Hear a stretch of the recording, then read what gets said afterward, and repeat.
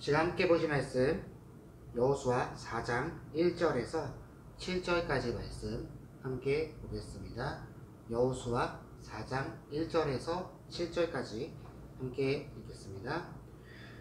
온 백성이 요단 건너기를 마침에 여호와께서 여호수아에게 일러 가라사대 백성의 매 지파에게 한 사람씩 12사람을 택하고 그들에게 명하여 이르기를 요단 가운데 제사장들의 발이 굳게 선 그곳에서 돌 12돌을 취하고 그것을 가져다가 오늘 밤 너희의 유숙할 그곳에 두라 하라. 여호수아가 이스라엘 자손 중에서 매 지파에 한 사람씩 예비한 그 12사람을 불러서 그들에게 이르되 요단 가운데 너희 하나님 여호와의 궤 앞으로 들어가서 이스라엘 자손들의 지파 수대로 각기 돌 한 개씩 취하여 어깨에 매라. 이것이 너희 중에 표징이 되리라.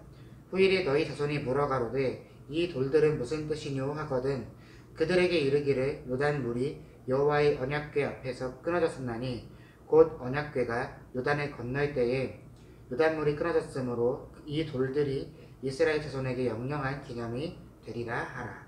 아멘. 함께 기도하겠습니다. 하나님 감사합니다. 우리 청년부 예배드린 자리 가운데 임재하시고 주님 앞에서 예배하는 그 열정과 그 마음을 허락하심을 감사드립니다. 하나님 앞에서 우리가 예배하는 자로 나아가게 이끌어 주시고 특별히 우리가 하나님의 방식을 이 말씀 가운데서 바로 깨달으며 하나님이 이끄시는 바를 바라보고 나아가는 하나님의 자녀가 될 수 있도록 주님 붙들어 주시옵소서. 감사드리며 예수님의 이름으로 기도드립니다. 아멘. 할렐루야. 청년들 반갑습니다. 우리 추석이 지나서 이제 또 우리 주일이 되어서 예배를 드리게 됐어요. 내심 소망하기에는 이제 진짜 머지않아서 다시금 대면으로 함께 모이고 우리가 함께 예배할 수 있는 그런 시기가 오기를 이렇게 소망하고 있지만 아직까지는 우리가 이렇게 비대면으로 예배를 드리는 환경 가운데 있습니다.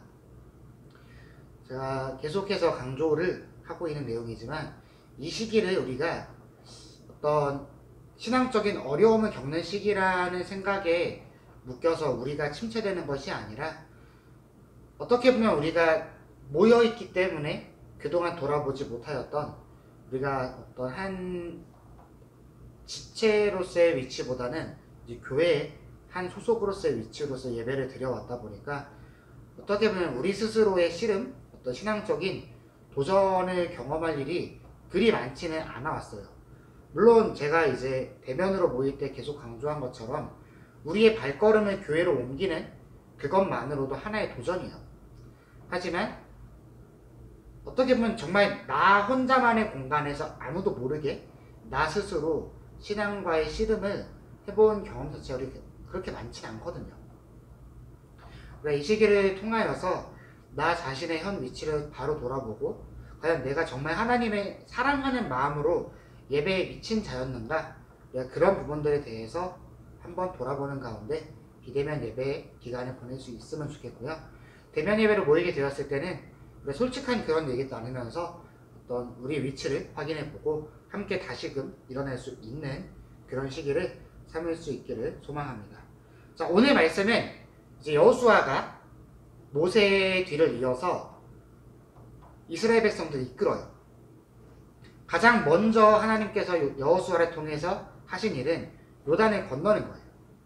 자, 요단을 건넌 이후에 하나님께서는 이 요단을 건넌 것을 기억하는 12돌을 선정하여서 그것이 대대로 이어지는 하나의 믿음의 증거가 될 수 있도록 할 수 있게 여호수아에게 명하십니다. 우리 한번 6절 함께 보겠습니다. 이것이 너희 중에 표징이 되리라. 후일에 너희 자손이 물어 가로되 이 돌들은 무슨 뜻이뇨 하거든. 아멘. 하나님께서는 이 요단을 건넌 이후에 여호수아에게 명하셔서 그 돌들을 12돌을 택하게 하시고 그 돌들이 후대에 이르렀을 때 자손들이 물어서 이 돌이 무엇이냐 물었을 때 우리 한번 7절 함께 보겠습니다. 그들에게 이르기를 요단물이 여호와의 언약궤 앞에서 끊어졌었나니 곧 언약궤가 요단을 건널 때에 요단물이 끊어졌으므로 이 돌들이 이스라엘 자손에게 영영한 기념이 되리라 하라. 아멘. 이렇게 이야기하도록 말씀하세요. 즉 하나님께서 베푸신 이 기적이 어떻게 보면 요단을 건넌 그 세대들에게는 실질적이고 현실적이고 그들의 신앙의 삶에서 직관시적으로 경험한 사건이에요. 하지만 이제 후대에 이르는 자손들 같은 경우에는 그것을 기억할 일이 없거든요. 직접 본 것도 아니고 직접 그 상황 속에 함께하지 아니하였기 때문에 하나님께서는 그 베푸신 것을 그 후대들에게 계속해서 전달되도록 하여서 하나님이 이스라엘 백성들을 구원하셨음을 깨달을 수 있는 그런 길을 허락하십니다. 사실 이것은 우리가 잘 알고 있는 6월절 사건 때도 하나님께서 명하신 바였어요. 하나님께서는 마지막 10가지 재앙, 애굽의 장자의 죽음을 내리는 10번째 재앙을 시작하시기 전에 이스라엘 백성들에게 너희 믿음을 표현하는 문설주에다가 양의 피를 바름으로써 너희의 믿음을 표현하라. 그 죽음의 영이 지나갈 때에 그 문설주에 발라진 피를 보고 너희인 줄 알고 지나갈 것이다 라고 말씀하세요. 이 기적이 하나의 절기가 되어서 후대에 이르고 이르는 것이 바로 6월절이에요. 자, 그런데 그 6월절을 명하실 때 하나님께서 말씀하신 게 뭐냐면요, 이 6월절을 통하여서 하나님께서 이 애굽에서 너희 백성을 구원하셨음을 후대로 하여금 알게 하라 라는 말씀을 하십니다. 자, 이 하나님의 방식은 결국에 하나님께서 누군가의 기적을 베푸시고 누군가를 구원하시고 누군가에게 하나님을 알리시면은 그것은 항상 대대로 이어져서 계속해서 전달되어지고 가르쳐지고 그것이 교육이 되어지는 하나님의 신앙의 방식이 오늘 말씀에 드러나 있다 할 수 있어요. 실제로 유대인들은 어린 시절에 아이들을 이제 밤에 뉘어놓은 상태에서 하늘을 바라보고 이제 이스라엘 백성들이 주로 살던 전통적인 천막은 이게 정확한 원리는 잘 모르겠지만 밤이 되고 추워지면 이게 약간씩 하늘이 비춰지는 형태였다고 해요. 그러면 이제 누운 상태에서 밤하늘의 별을 바라보면서 자녀들에게 너희가 믿고 있는 하나님은, 우리가 믿는 하나님은 우리 선조들에게 이렇게 행하신 분이다 라고 잠자리에 누운 상태에서 자녀들에게 교육하는 문화가 있었어요. 실제로 오늘날까지도 유대인들의 가정 교육은 많은 세계의 다른 민족들이 벤치마킹을 하고자 하는 그런 위대한 교육이기도 하죠. 하지만 그 교육에서 어떤 학교 교육이나 인성교육 이런 것보다 이스라엘 백성들이 가장 중시했던 교육은 결국에 하나님에 대한 신앙의 교육이에요.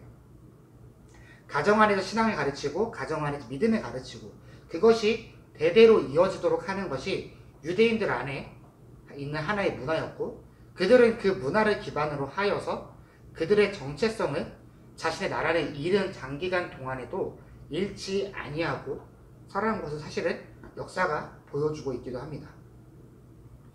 하나님께서는 그 행하신 기적이 그 순간에 그 민족들, 그 순간에 경험하는 그들만을 위해서 베푸시는, 즉 그들을 1차적으로 구원하시는 그 행위에서 끝나도록 하지 않으시고 항상 너희들이 나를 이 기적을 통해 믿어라, 그리고 그 후대 대대에 이르도록 계속해서 이어지는 믿음의 교육의 증거가 되게 하겠다라고 말씀하시며 그들에게 기적을 베푸세요.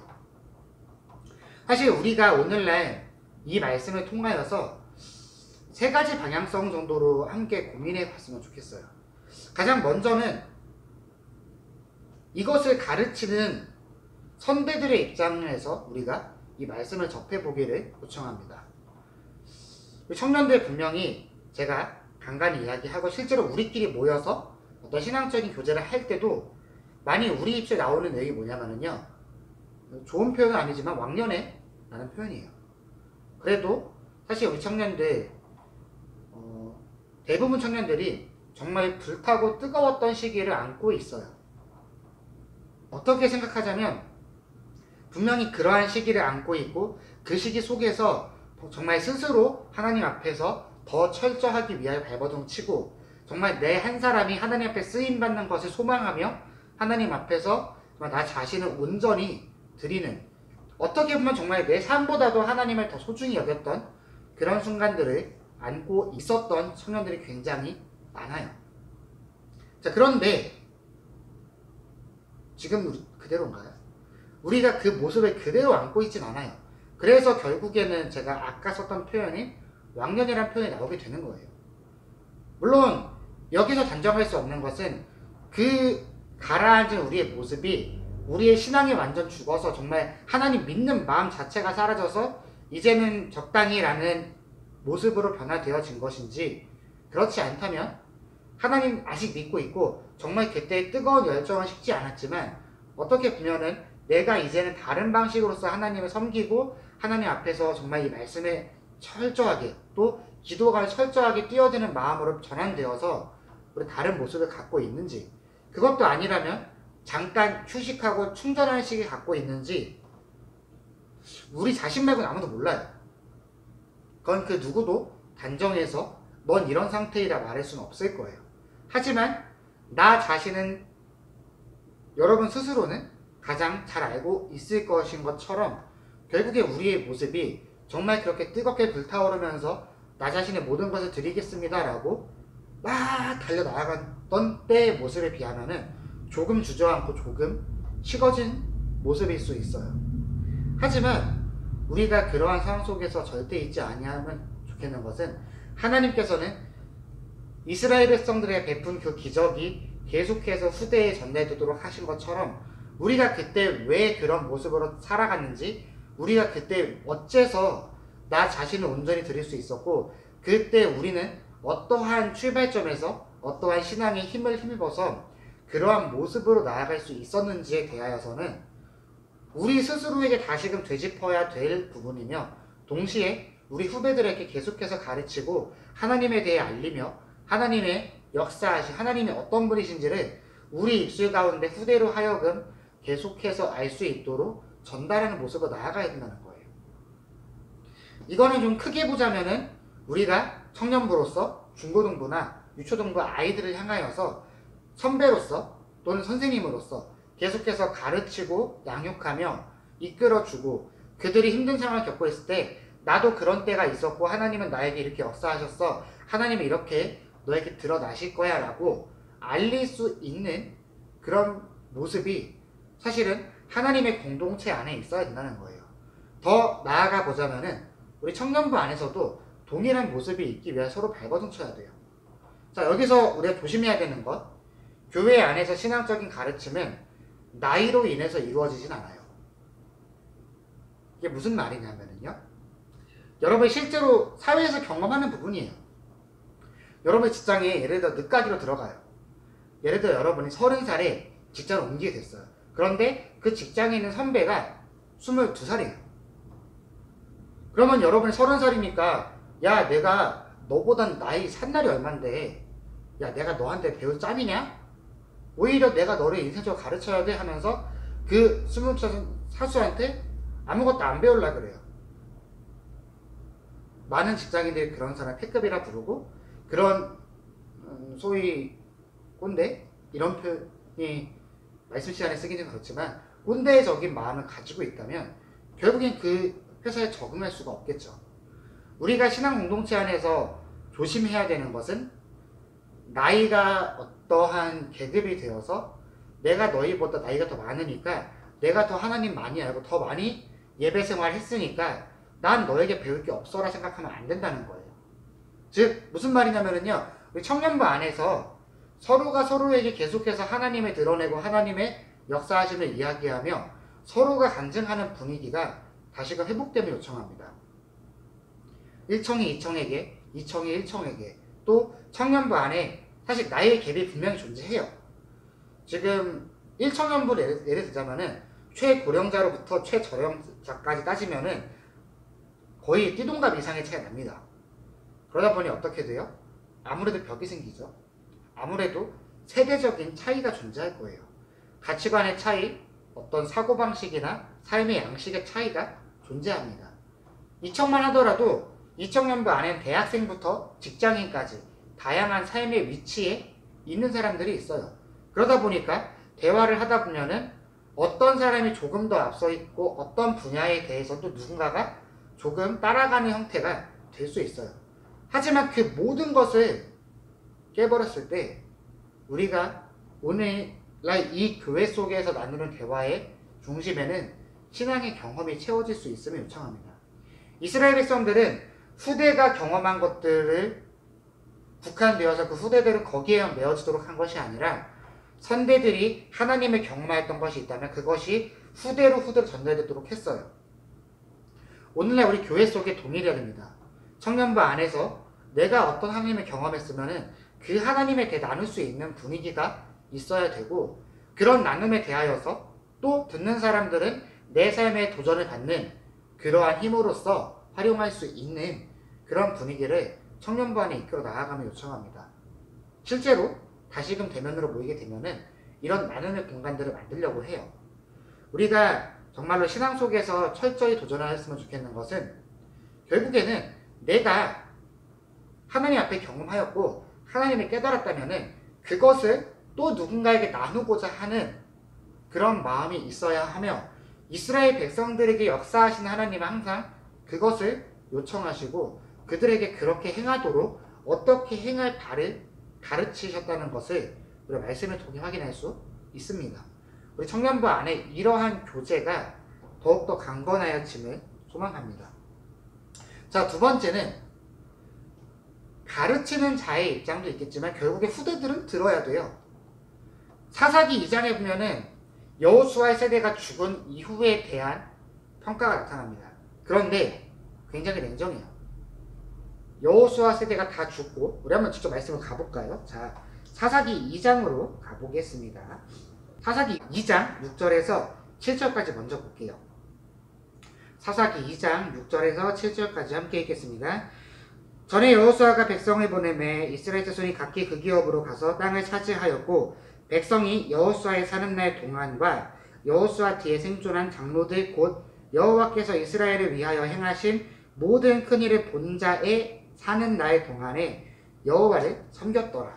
아멘. 자, 사사기가 보여주듯이 일단 여호수아와 그 세대들, 즉 하나님을 경험한 세대들이 살아있는 동안에 어땠대요? 이 이스라엘 백성들이 하나님을 섬겼어요. 자, 그런데 10절 함께 보겠습니다. 10절. 그 세대 사람도 다 그 열조에게로 돌아갔고 그 후에 일어난 다른 세대들은 여호와를 알지 못하며 여호와께서 이스라엘을 위하여 행하신 일도 알지 못하였더라. 아멘. 뭐라고 이야기하죠? 그 후에 일어난 다른 세대들은 여호와를 알지 못하였고 여호와께서 행하신 일도 알지 못하였더라 라고 이야기합니다. 자, 여기서 질문해 볼게요. 뭘 몰랐다는 걸까요? 우리가 몰랐으니까 안 가르쳐 줬겠구나 생각하면 안 되는 것이, 이스라엘 백성들은 유월절을 그 누구보다 철저히 지키는 사람들이고 이 유월절의 정신은 계속해서 교육이 돼요.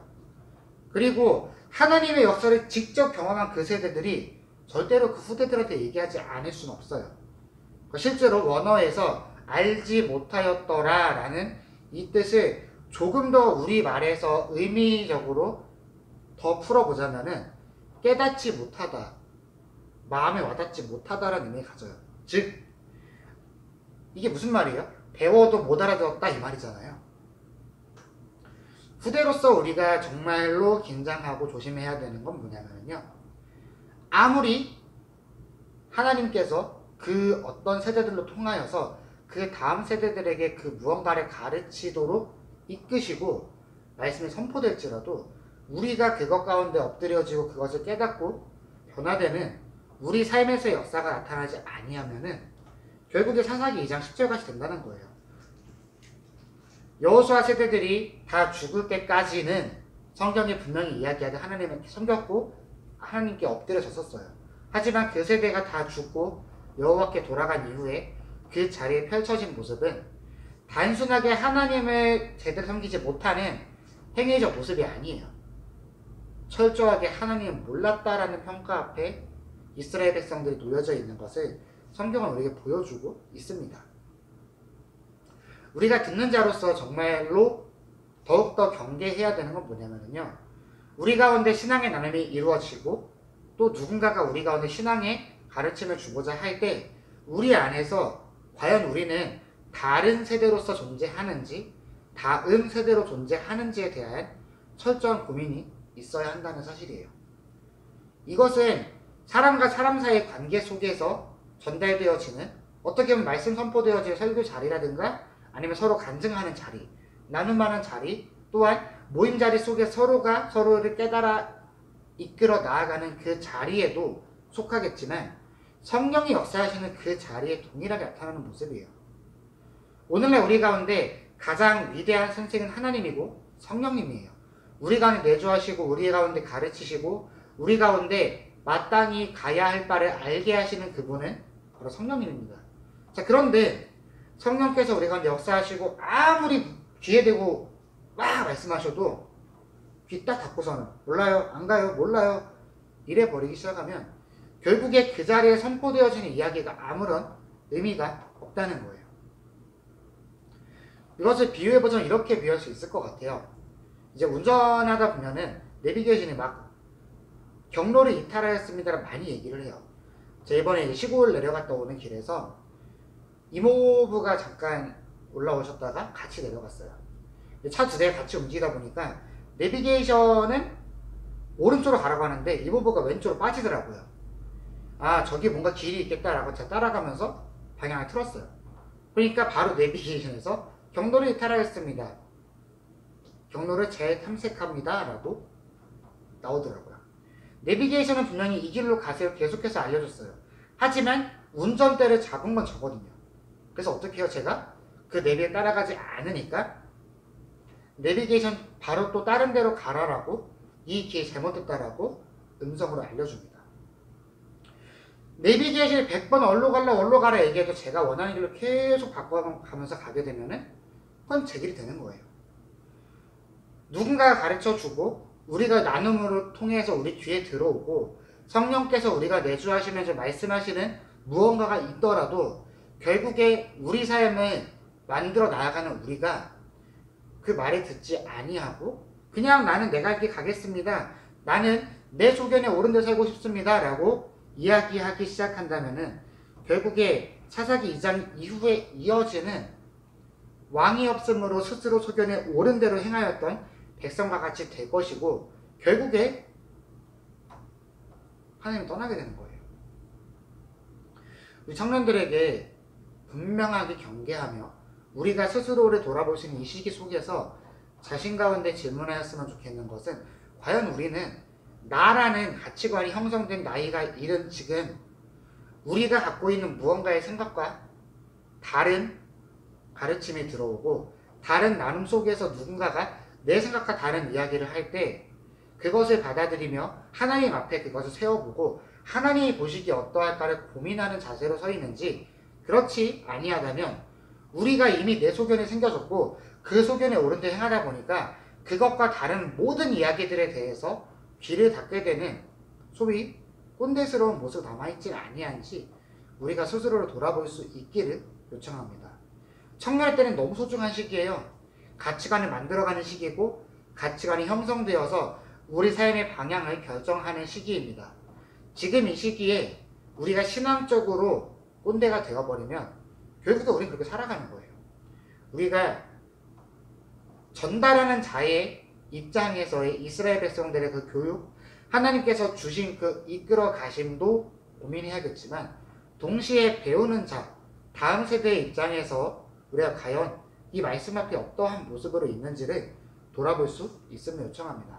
가장 마지막으로 우리가 바라볼 수 있는 것은 결국에 어떤 선대로 출발해서 후대에게 가르치고 후대에게 가르쳐요.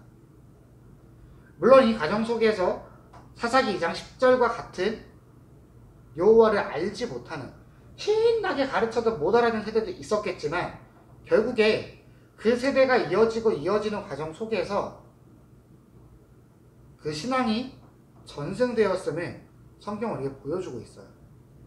가끔씩 제가 이제 청년들 면담을 하다 보면, 이야기를 나누다 보면, 또 이제 제가 학교 친구들과 얘기 나누다 보면은 가끔씩 이런 친구들이 있어요. 자신의 신앙에 대한 어떤 자신감, 자부심이 커지다가 어느샌가 어떤 모습까지 나아가게 되냐면요. 그것이 나의 자랑이 되어지고, 그것이 어떤 자존심이 되어지고, 또 그것이 나의 어떤 명찰이 되어지는 그런 친구들을 자주는 아니어도 종종 만나게 됩니다. 되게 마음이 안타까워요. 우리가 세상에서 여러분 통장 잔고라든가 아니면 여러분의 직업, 여러분 현재 위치, 여러분의 지식, 이런 것들은 결국에 우리가 스스로 쌓아나가고 노력하고 뼈를 깎는 어떤 전쟁을 했을 때 얻어질 수 있는 것이에요. 예를 들어 볼게요. 자, 여러분이 한 달에 300만 원 번다 생각해봐요. 많지만 하여튼 한 그 정도 번다 생각해볼게요. 월에 300, 1년에 3,600을 벌겠죠, 그러면. 자, 그런데 가정해 보겠습니다. 이 사람이 정말 근검절약하는 정신이 강해요. 그래서 한 달에 그 300만 원 중에 300만 원 중에서 50만 원만 쓰고 250만 원 다 저금하고 막 모아두고 버텨요. 1년에 이 사람은 그 3천만 원에 달하는 돈을 모으게 될 거예요. 그렇죠? 자, 근데 여러분이 600만 원을 벌어요. 장난 아니죠? 청년의식에 달에 600, 연봉 7천. 대박이죠? 자, 그런데 이 사람이 정말 노는 걸 좋아해요. 그래서 한 달에 노는 데만 막 몇백만 원을 쓰는 거예요. 그래서 한 달에 200만 원씩 저금을 합니다. 모아요. 그러면은 그 기간이 끝났을 때 통장 잔고가 더 많은 사람은 얼마나 더 버냐가 아니라 그 사람이 얼마나 모았냐에서 갈라지는 월 400번에서 더 많이 벌어요. 더 많이 모으게 돼요. 즉 결국에 나의 통장 잔고 나를 보여주는, 내 노력을 보여주고 내 어떠한 시간들을 보여주는 증거가 돼요. 우리가 무언가 지식을 쌓는다는 것은 공부를 하건 무언가를 많이 보건 무언가를 많이 배우건 결국에 내가 시간 투자하고 노력해서 얻어지는 것이라 봐야겠죠. 시간이 지나면 지날수록 특히 청년의 시기에서 20대 초반부터 중반, 후반, 30대에 이를수록 사람들은 우리에게 계속해서 요구해요. 너가 그동안에 어느 만큼을 쌓았고 너는 현재 어떤 위치에 있느냐라는 것을 보여주길 요청합니다. 가령 우리가 직장을 구하려 해도 그동안에 뭐 하셨습니까? 라는 것을 증명하는 이력서를 제출해요. 또 우리가 누군가 결혼하기 위해서 상담 자리에 가더라도 누군가 부모님 소개받은 그 순간에도 결국에 내가 그동안에 어느 만큼 쌓아온 사람인지를 보여주는 그런 삶에 우린 익숙합니다. 반대로 말하면 우리가 쌓아온 것이 우리의 증거가 된다는 거예요. 그러다 보니 이게 신앙에 그대로 들어와서 어떤 일이 벌어지냐면요, 우리가 신앙적으로 노력한 것들, 우리가 신앙적인 모습을 갖춘 것들, 또 우리가 섬길 수 있는 무언가를 가진 것들, 그동안 섬겨오고 노력해온 그 모든 것들이 마치 세상에서 우리의 명찰이 나의 쌓아놓은 무언가가 되는 것처럼 이 신앙생활 속에서 동일한 작용들이 나타나는 경우가 너무나 많다는 거예요. 하지만 성경에선 분명히 선포하고 있는 것이 대대로 계속해서 신앙이 계승되어지는, 즉 우리가 그동안 가졌던 신앙들, 열정들, 우리가 노력한 그 무언가는 결국에 누군가의 가르침을 통하여 얻어진 것이고 누군가에게 선물로 우리에게 준 거예요. 그리고 더 나아가서는 우리 가운데 내주하시는 성령께서 우리 가운데 그것을 선물로 주셨기 때문에 가능했다는 거죠. 물론 그 이후에 우리가 다른 세대가 될지 다음 세대가 될지는 알 수 없어요. 하지만 사사기 2장에서 보여주듯이 여호수아 세대가 살아있는 동안에는 어땠어요? 어쨌건 따라갔었거든요. 우리가 하나님을 처음 경험하고 성령이 내주하심을 경험하면서 뜨거워지는 그 순간은 어쩌면 여호수아 살아있을 때 같아요. 그 근접한 자리에서 가르치고 이끌어 줍니다. 하지만 우리가 이제 그러한 모습에서 스스로 일어나서 정말로 또 다른 선배로서, 또 다른 전 세대로서 가르치는 위치에 나아가야 되는 그 시점이 도달했을 때 과연 우리 어떠냐는 거예요. 다른 세대인지 다음 세대인지, 그것을 받았고 이젠 내가 받은 것을 주는 세대인지, 아니면 나조차 소화가 안 돼서 정작 누군가가 끌어주지 못하는 상황에 놓여지니까 아 몰라 나 못해 라고 이야기하는 우리의 모습이 아닌지 우리가 정말 철저하게 스스로에게 질문해보며 이 시기 속에서 우리를 돌아볼 수 있음을 소망합니다. 정말 우리가 놓치면 안 되는 게 내가 아무리 잘했다고 하건 내 자랑이 되면 안 된다는 거예요. 우리가 아무리 열심히 하나님 앞에 신앙생활을 하더라도 그것이 나의 자랑이 되는 그 순간에 난 선물 받은 게 아니게 되고요. 그것은 나의 자랑밖에 되지 않습니다.